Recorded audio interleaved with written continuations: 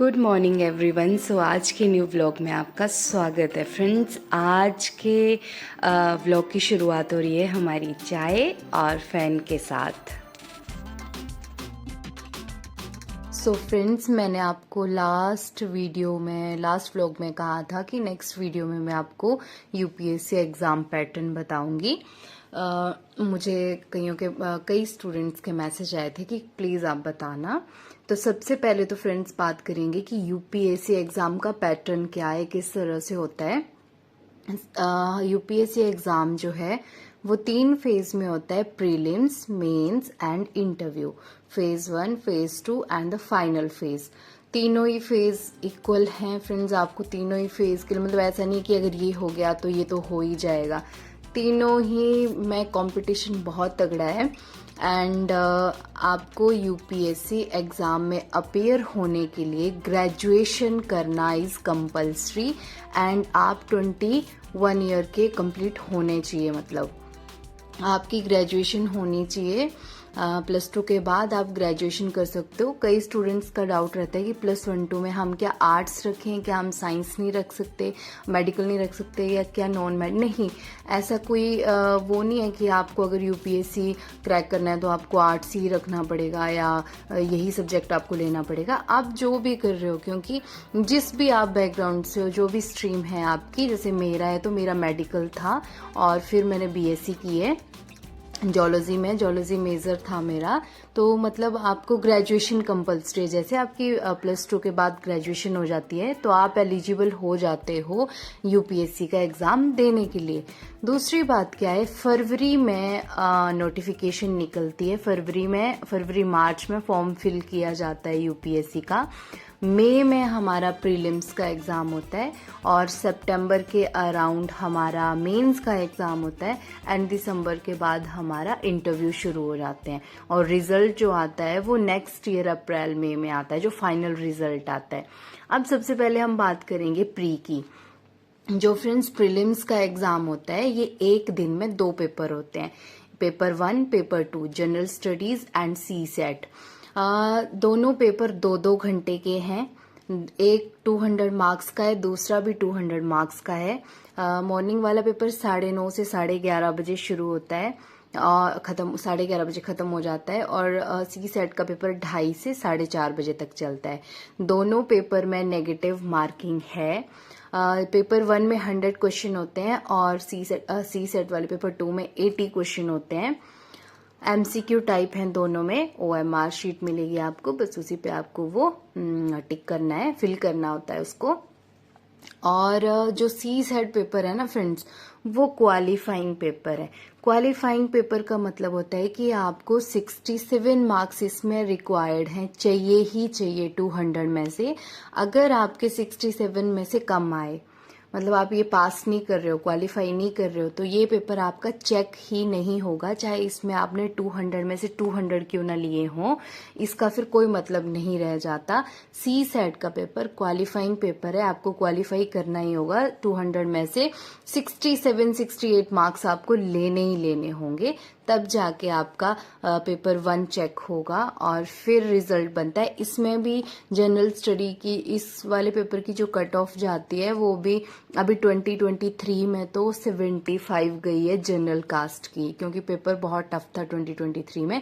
तो मतलब आपको इस पेपर में 200 में से अगर 90 और 100 के बीच में मार्क्स आ रहे हैं और ये इसमें आपने 68 से अबव ले लिए तो मतलब आपका प्री इजीली हो जाएगा। आप प्री की सब्जेक्ट कौन कौन से पढ़ते हैं या सिलेबस, उसकी बात करते हैं। तो मैंने यहाँ नेक्स्ट पेज पे लिखा है, ये रहा हमारा जो हमारा प्रीलिम्स है। उसमें हमें पढ़नी होती है history, ancient history, medieval history, modern history, art and culture. ये सारा हिस्ट्री में ही आता है, ये सारा पढ़ना होता है। इंडियन पॉलिटी पढ़नी होती है, जियोग्राफी, इंडिया की जियोग्राफी भी और वर्ल्ड की जियोग्राफी भी, जिसमें माउंटेन, रिवर्स, मैपिंग, ये सारा सब कुछ आता है। और Indian economy, ecology and environment, science and technology, current affairs, national and international importance के जो भी करंट अफेयर रहते हैं, जो भी न्यूज़ में हमारे कंट्री से रिलेटेड, हमारे नेशन से रिलेटेड जो भी न्यूज़ चली हो, हमारी गवर्नमेंट से रिलेटेड जो भी न्यूज़ चली हो, वो सारा आपको करंट अफेयर करना होता है। मतलब करंट अफेयर में हम देख रहे हैं तो 18 2020 क्वेश्चन लास्ट ईयर के एग्जाम में देखा गया है कि आ रहे हैं। तो ये जनरल स्टडी पेपर 1 के लिए आपको ये पढ़ना होता है। और सी सेट का भी मैंने यहाँ लिखा है, ये रहा हमारा सी सेट का। सी सेट में हमारा कॉम्प्रिहेंशन रहते हैं, इंटरपर्सनल स्किल्स रहती हैं, रीजनिंग के क्वेश्चन रहते हैं, decision making, general mental ability के क्वेश्चन रहते हैं, बेसिक न्यूमरेसी और डाटा इंटरप्रिटेशन। मतलब 10th लेवल का मैथ बोलते हैं कि सी सेट में रहता है, बट वो 10th लेवल का मैथ भी फिर दूसरा वाला ही होता है। मतलब ये पेपर क्वालिफाई करना इज़ नॉट ईजी, डिफ़िकल्ट है। मैं ये नहीं बोलूँगी कि इम्पॉसिबल है, सब बच्चे करते हैं, बट हाँ ये पेपर आपका बहुत इम्पॉर्टेंट है। अगर आप इसको क्वालिफाई करोगे तभी आपका ये वाला पेपर चेक होगा। ठीक है, हमारा प्रीलिम हो जाता है मई में। इस बार कोड ऑफ कंडक्ट लगा था, आचार संहिता लगी थी, तो 16 जून को हुआ है 2024 में। और रिजल्ट आ जाता है विद इन मंथ नहीं, विद इन 15 to 16 डेज में, 15-20 दिनों में प्रीलिम्स का रिजल्ट भी निकल के आ जाता है। अब रिजल्ट जब आएगा तो एक लिस्ट जारी करते हैं जिसमें जिन बच्चों ने प्री क्लियर किया होता है ना, तो उनके रोल नंबर आते हैं। जिन्होंने प्री क्वालिफाई कर लिया होता है तो रोल नंबर आते हैं, ऐसा कोई मार्क्स नहीं आते। अगर आपको अपने प्री लिम्स में मार्क्स जानने हो तो वो नेक्स्ट ईयर जब ओवरऑल पूरा रिजल्ट आएगा ना तीनों फेज का, तब आप अपना रोल नंबर डाल के वो चेक कर सकते हो कि आपने प्री में कितने मार्क्स लिए थे। बट अभी जब प्री का रिजल्ट आएगा तब आप कुछ मार्क्स नहीं देख सकते, तब आपको सिर्फ आपका रोल नंबर सर्च करना है। अगर फाइनल लिस्ट में आपका रोल नंबर है तो फिर आप करोगे फेज 2 मेंस की तैयारी। मेंस में 9 पेपर होते हैं, 9 पेपर होते हैं, और ये कोई MCQ बेस्ड नहीं होता है, रिटन एग्जाम होते हैं। 3-3 घंटे का एग्जाम होता है, एक दिन में 2 एग्जाम, एक दिन में 2 पेपर होते हैं, एक मॉर्निंग में और एक इवनिंग में। मॉर्निंग वाला 9 से 12 एंड इवनिंग वाला 2 से 5। मैंने यहाँ, और ये मतलब ओवरऑल जो मेंस के होते हैं 1750 मार्क्स का होता है ये टोटल। तो 9 पेपर है, मैंने यहाँ पे लिखा है 7+2। ये मैंने क्यों लिखा है, इसमें भी अगेन सी सेट के जैसा है, 2 पेपर जो हैं वो क्वालिफाइंग पेपर होते हैं। एक तो आपको एनी मॉडर्न लैंग्वेज, जो 22 हमारी ऑफिशियल लैंग्वेज हैं, जैसे अगर आप असम से हो तो आप असमी में ये पेपर दे सकते हो, बंगाल से हो बंगाली में दे सकते हो, गुजराती में दे सकते हो। जो भी हमारी 22 ऑफिशियल लैंग्वेजेस है ना, उनमें से कोई आपको एक चूज करनी है अपने कंफर्ट के हिसाब से। जैसे मैं नॉर्थ इंडिया से हूँ तो मेरी तो हिंदी है, तो मैंने तब जाके यहाँ हिंदी लिखा है। 300 मार्क्स का होगा, और पेपर ए और पेपर बी बोलते हैं इनको। इंग्लिश का भी 300 मार्क्स का होगा। ये 2 पेपर क्वालिफाइंग पेपर होते हैं। अगर आप इन दोनों पेपर में पास नहीं हुए तो जो बाकी के आपके 7 पेपर हैं वो चेक ही नहीं होंगे आपके। इन 2 पेपर में आपको क्वालिफाई करना, पास होना इम्पॉर्टेंट है, तब जाके आपके जो 7 पेपर हैं वो चेक होंगे। 2 पेपर एक दिन में होते हैं मेंस के, वो मैंने आपको बता दिया। अब टोटल 9 पेपर हैं और 5 दिन में ख़त्म भी हो जाते हैं। अब आगे चलते हैं, 2 पेपर की तो बात हो गई, अब अगला बात करते हैं। देखो फ्रेंड्स, 7 पेपर जो हमारे बचे उनमें से जनरल स्टडी जीएस पेपर 1 हम बोलते हैं 250 मार्क्स का होगा। इसमें क्या क्या कौन कौन से सब्जेक्ट आएंगे, मतलब क्या क्या कहाँ से आ सकता है। इंडियन हिस्ट्री में वो सब कुछ एनिसेंट मेडिवल वो सारा रहेगा। World history, Indian geography and world geography, art and culture, Indian society and post independence era, ये सारे में से जनरल स्टडी का 250 मार्क्स का पेपर आएगा। General study two GS paper 2, ये भी 250 मार्क्स का है। इसमें रहेगी हमारी पॉलिटी, गवर्नेंस, सोशल जस्टिस और इंटरनेशनल रिलेशन। ये आप स्क्रीनशॉट ले लेना, वीडियो पोज करके स्क्रीनशॉट ले लेना। मैंने बहुत अच्छे से सारे सब्जेक्ट लिखे हैं कि कौन से पेपर में कौन कौन से सब्जेक्ट पढ़ने हैं, तो आपको इससे काफ़ी हेल्प मिलेगी। अगर फ्रेंड्स आपको किसी भी तरह का कोई कंफ्यूजन हो रहा है तो आप ये ऑसवॉल्ड बुक्स की general studies manual for UPSC ये खरीद सकते हो आप फ्रेंड्स। मतलब ये बुक बहुत हेल्पफुल है हमारे लिए। मुझे भी मतलब जैसे बताने वाला कोई नहीं होता और हर क्लैरिफिकेशन हमें यूट्यूब से भी नहीं मिलती।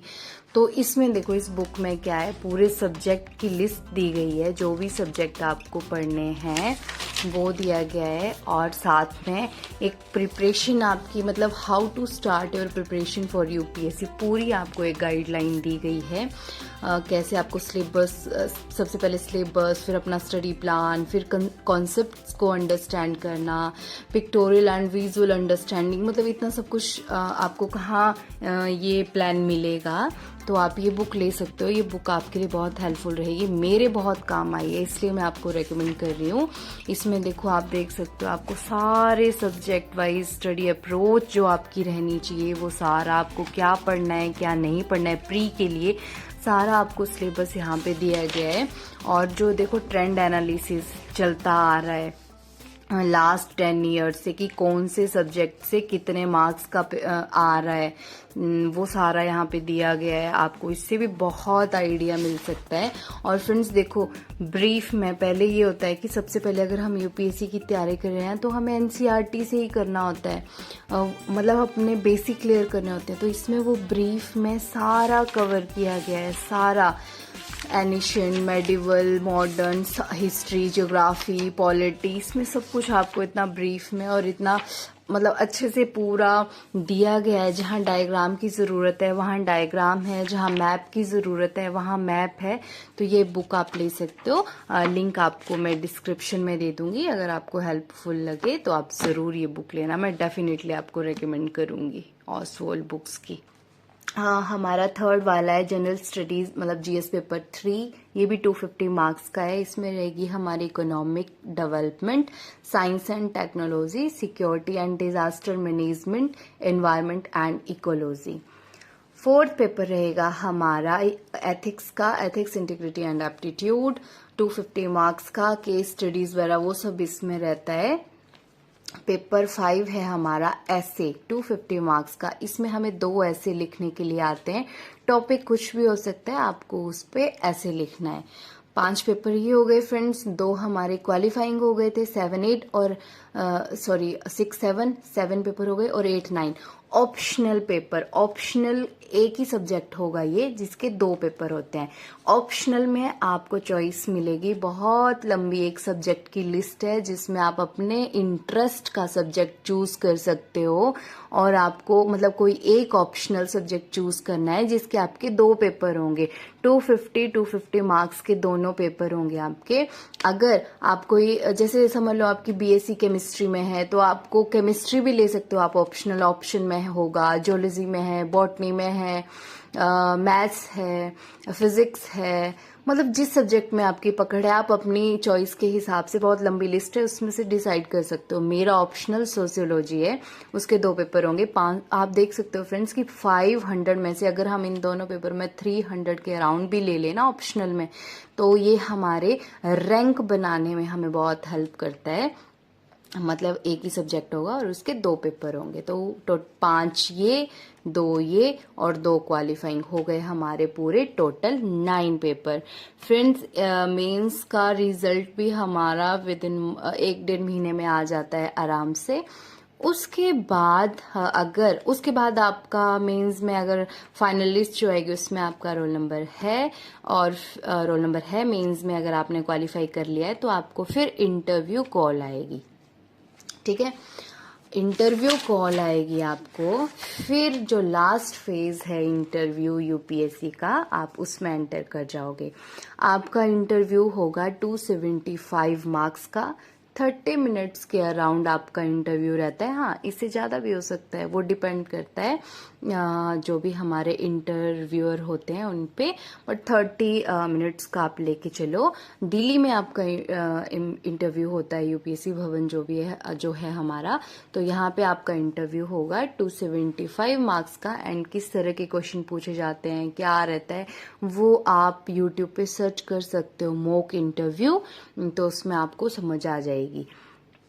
फिर देखो हमारा जो तीनों फेज जो है ना friends, all 3 phases are equally important. अगर आप प्री क्वालिफाई नहीं करते हो मेंस में नहीं पहुंच पाओगे, मेंस नहीं करते हो इंटरव्यू में नहीं पहुंच पाओगे। एंड एक और चीज फ्रेंड्स, जो फाइनल रिजल्ट आएगा ना आपका, तो वो मेंस और इंटरव्यू के मार्क्स को जोड़ के आता है। जैसे मेंस हमारा 1750 का हो गया, इंटरव्यू 275 का हो गया, तो ओवरऑल जो रिजल्ट आएगा वो 2025 मार्क्स में से आपका रिजल्ट आएगा। अगर आपको IAS बनना है तो आपको 1000 के अराउंड 2025 में से मार्क्स चाहिए ही चाहिए किसी भी हालत में। और फ्रेंड्स, जो हमारा प्रीलिम्स का एग्ज़ाम है, ये जो मेंस इंटरव्यू ओवरऑल में इसका कोई ये इसके मार्क्स नहीं जुड़ते हैं। बस ये जस्ट आपको जो कट ऑफ जा रही है उसको बस क्वालिफाई करना होता है। इसको बस मेंस में पहुंचने के लिए आपको मेरिट में आना होता है, बस इसके मार्क्स फाइनल में नहीं जुड़ते। तो फ्रेंड्स, ये थी UPSC से रिलेटेड, एग्ज़ाम पैटर्न से रिलेटेड जानकारी। आप आराम से स्क्रीनशॉट ले सकते हो, और आपकी कोई भी क्वेरी रहेगी आप मुझे कमेंट करना। मैं आप सबके कमेंट्स पढ़ती हूँ, और लिटरली मैं वेट करती हूँ कि मेरी वीडियो पे कोई कमेंट आए। आपका जो भी क्वेश्चन होगा आप ज़रूर कमेंट करिएगा। मैं आप सबको पता ही है, मैं सबको हार्ट तो मैं ज़रूर देती ही देती हूँ, मतलब सबके पढ़ती हूँ मैं कमेंट्स। तो आपकी जो भी क्वेरी रहेगी वो आप आराम से मुझसे पूछ सकते हो। वैसे मैंने जो भी था वो आपको बता दिया है। और अगर आपको कुछ भी डाउट होगा, ऑप्शनल के बारे में पूछना होगा, या कुछ और भी क्वेश्चन आपके माइंड में होगा, तो वो आप मुझे कमेंट कर देना, मैं ज़रूर आंसर करूँगी। आई होप ये वीडियो आपके लिए हेल्पफुल हो। और अगर आपका 1% भी डाउट इस वीडियो से क्लियर होता है फ्रेंड्स, तो मुझे बहुत खुशी होगी। Thank you everyone. सो मिलते हैं नेक्स्ट ब्लॉग में, तब तक के लिए जय हिंद।